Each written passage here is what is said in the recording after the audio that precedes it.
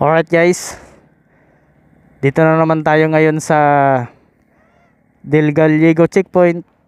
Bali galing akong Bicol, papunta na naman ako ng Batangas. Tatanungin natin kung ano na naman ang pinakamagandang paraan, kung may katapusan pa ba talaga tong checkpoint dito, kung kailan matatapos ang pandemic, kung mayroon pang libreng swab test para makamura-mura naman tayo, kasi mahirap yung bawat pag-uwi natin magpapaswab. Magastos na nga yung pauwi, magastos pa yung swab test. Kawawa naman tayo lahat.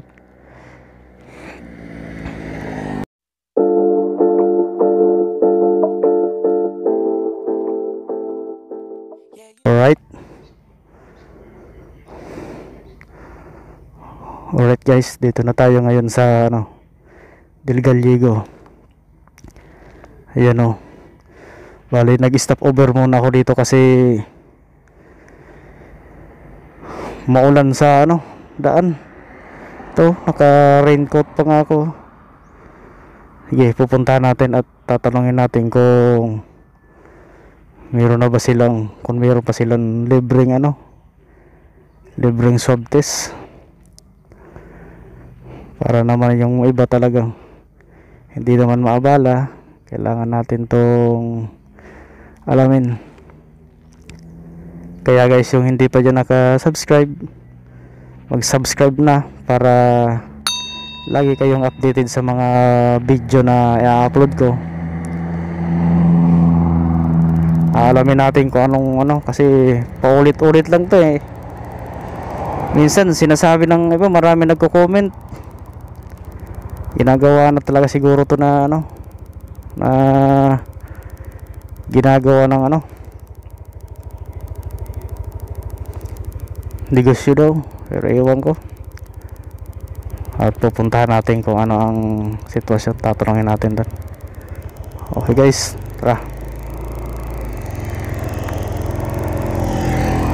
puntahan natin kung ano ang sitwasyon nila doon. Dito na tayo ngayon sa Del Gallego. Subscribe kayo para lagi kayong updated sa mga videos na i-upload ko. Tatanungin natin dito para pinapababa sila. Dito muna tayo.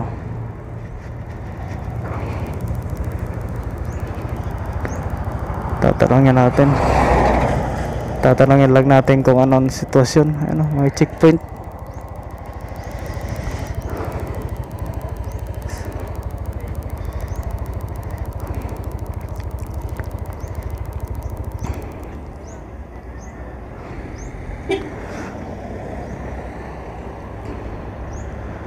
Yung mga pulis baka, at hintayin natin na pumunta dito ang yan nagpapara, yan DRRMC, kasi yan ang nag-checkpoint para alamin kung ano talaga ang mga alam mo naman, mahigpit ang sitwasyon ngayon. Ngayon pala ay October 26, alas 12 na, alas 12:15. Siyempre dahan-dahan lang tayo sa daan kasi umuulan, madulas, mahirap na. Ito, tatanungin natin to kung ano talaga. Pabibiluhin muna natin kasi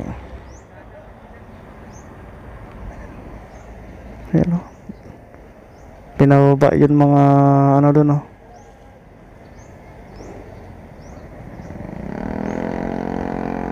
na kaya ang mga sitwasyon ngayon. Napakahirap ng sitwasyon ngayon. Hindi natin maintindihan kung kailan ito matatapos tong pandemic na to Pag wala kang antigen test o kaya swab test, di ka makakalusot sa kabikulan. Siyempre mahirap din yun, sa layo ng ano, tatanungin natin.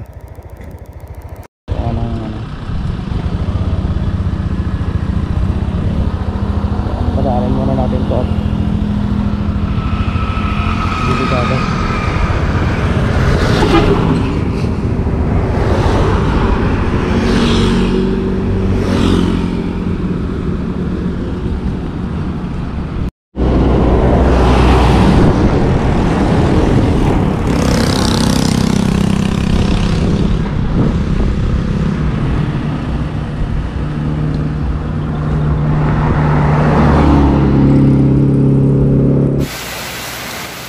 So ayun guys, hindi ko pala nakuhaan ng video yung yung pagtanong ko dun sa checkpoint. Kasi biglang nalobat yung GoPro ko at saka bigla rin umulan, kaya hindi ko na rin natanong. Pero ganun pa rin, sa Tabugon pa rin daw ang mas maganda magpasok kasi mura lang daw at wala pa daw libre sa ngayon. Kaya ingat na lang tayo lagi sa tumama na yun. Umulan man at umaraw, ride safe palagi para siyempre okay yung punta natin. Lagi ang lakas ng ulan, kaya ingat na lang tayo guys sa biyahe natin kung saan pa man yan patungo. Okay.